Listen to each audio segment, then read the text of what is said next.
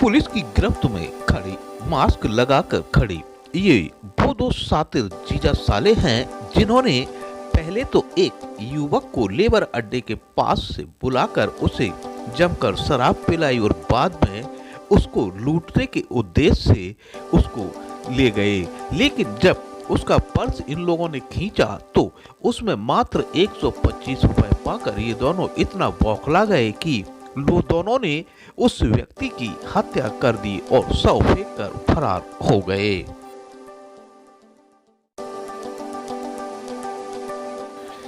ये मामला है यूपी की राजधानी लखनऊ के चिनर थाना क्षेत्र का, जहां पर बीते दिनों एक युवक की लाश कठौता के पास मिली थी। पुलिस ने जब छानबीन की तो उसकी शिनाख्त कुर्सी रोड निवासी युवक के रूप में हुई थी। इसके बाद पुलिस ने वहां लगे क्षेत्र के सीसीटीवी कैमरों को खंगाला तो ये दोनों हाथ लग गए। इस संबंध में पुलिस अधिकारियों ने बताया कि पकड़े गए दोनों अभियुक्त लेबर अड्डे पर काम करते थे। इनको वहीं पर एक व्यक्ति आता हुआ दिखाई दिया, जिससे इन लोगों ने रोककर बातचीत करना शुरू कर दिया और उसे अपनी बातों में फंसाकर पहले तो शराब पिलाई और बाद में उसको लूटने के उद्देश्य से ले गए। और जब उसकी जेब से मात्र 125 रुपए निकले तो इन दोनों ने उसकी हत्या कर दी और शव फेंक कर फरार हो गए।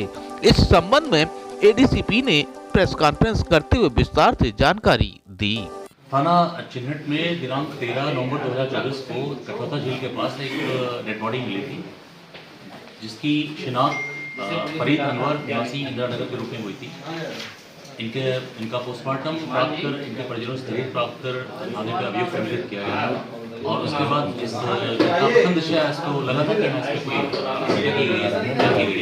कोई घटना के अनावरण के लिए 2 टीमें लगाई गई थी। थाने की 2 टीम थी और एक क्राइम टीम लगाई गई थी।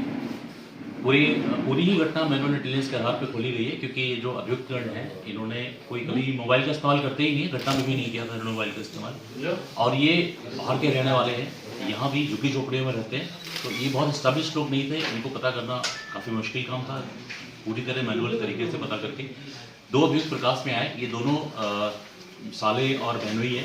एक का नाम है सूरज, एक का नाम है उद्देश्य। सूरज पे पहले से भी 2 मुकदमे हैं, ये इनका आपराधिक इतिहास है, ये पहले से भी अपराध में संलिप्त रहा है। इनसे पूछताछ की गई। पूछताछ में इन्होंने बताया कि दिनांक 12, जिस दिन डेड बॉडी मिली उससे एक दिन पहले दिनांक 12 नवंबर 2024 को ये लोग शराब पी रहे थे और वहीं ये मृतक जो था ये इनको मिला।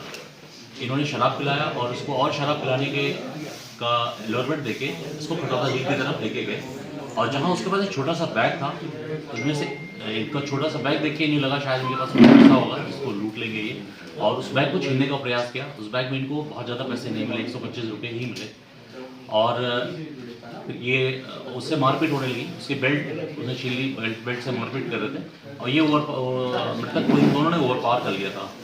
फिर उसी बेल्ट पे उसका गला कस के वहाँ छोड़ दिया, जिससे कि उसकी मृत्यु हो गई।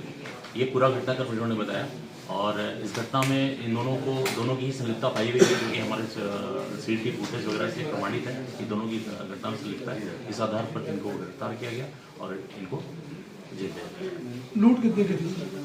ये 125 रुपये ही मिले। बैग मतलब जो बैग इन्होंने इनको अंदेशा था कि इसके पास ज़्यादा पैसे हो सकते हैं, इसलिए ये इसको लेके गए, और जब बैग छीना तो उसमें 125 रुपये ही मिले। उससे हाथापाई भी हुई इनकी, और उसी प्रयास में इन्होंने उसको ओवरपावर करने के प्रयास में इन्होंने बेल्ट से उसका गला दबाकर उसको। पुरानी जान पहचान थी? इनकी पुरानी कोई जान पहचान नहीं थी। ये वहीं जैसा इन्होंने बताया कि पॉलिटेक्निक चौराहे पे पहली बार मिले थे और वहीं आपस में बातचीत करने लगे और शराब वराब पीने के बहाने उसको ले गए। सर टोटल मैनुअल वर्कआउट हुआ है तो उसमें कितने सीसीटीवी कैमरास खंगाले गए हैं? इसमें 100 से ज़्यादा सीसीटीवी कैमरा दिखे गए, क्योंकि जो रूट था उस रूट पे सब जगह कैमरा कवरेज नहीं था, और ये लोग भी थे जो दोनों ये बहुत इस्टेब्लिश नहीं थे, इनको बहुत लोग पहचानते नहीं थे। ये बाराबंकी के रहने वाले हैं, यहाँ झुग्गी झोपड़ी में रहते, तो इनका बहुत यहाँ कोई सामाजिकता नहीं थी, बहुत लोग जानते नहीं थे इनको, तो इनको पहचानना थोड़ा। अभियुक्तगण इनको शराब पीने के बहाने लेके गए, आराम से लेके गए, नहीं कोई वाहन का इस्तेमाल नहीं होता। अच्छा, जैसे कि वहाँ पे एक्चुअल में कठौता झील के आसपास पाया गया है कि 150 से ज़्यादा कैमरे लगे हैं, एक भी कैमरा चल नहीं रहा, फिर कैसे जो है निकाला गया, क्योंकि वहाँ तो एक भी कैमरा नहीं चल रहा है।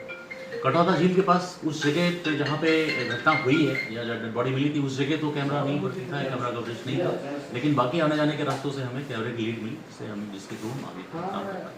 ठीक इस तरीके से इन्होंने वारदातें पहले भी करी हैं, लोगों को शराब पिलाने के बाद उनकी हत्या करना या लूटना जैसे। इनमें से एक पे के विरुद्ध 2 आपराधिक इतिहास है, जो एक 376 का है, एक मारपीट का, तो इनका आपराधिक मानसिकता के लोग हैं। अच्छा, अभी जो कठौता के आसपास जो आपको दिक्कतें, कैमरा बंद थे, तो क्या आप अवेयरनेस फैलाएंगे, उनको चालू करवाएंगे? इसके लिए लोगों से फिर से बात की गई है, क्योंकि पहले कैमरा पुलिस ने इनिशिएटिव से लगाए गए थे, फिर एक उसमें से कुछ कैमरे बंद पाए गए, उन कैमरों के लिए फिर से वार्ता की गई। शायद वो एक्टिव रहते तो थोड़ा आसानी हो जाती। थोड़ा और आसानी होती है। अक्सर आए दिन कठौता के आसपास कोई न कोई बॉडी मिलती जरूर है। मृतक का कोई ऐसा सेटल्ड बिजनेस नहीं था कि ऐसे मजदूरी वगैरह करता, बीमार था। आ गए सर, आ गए।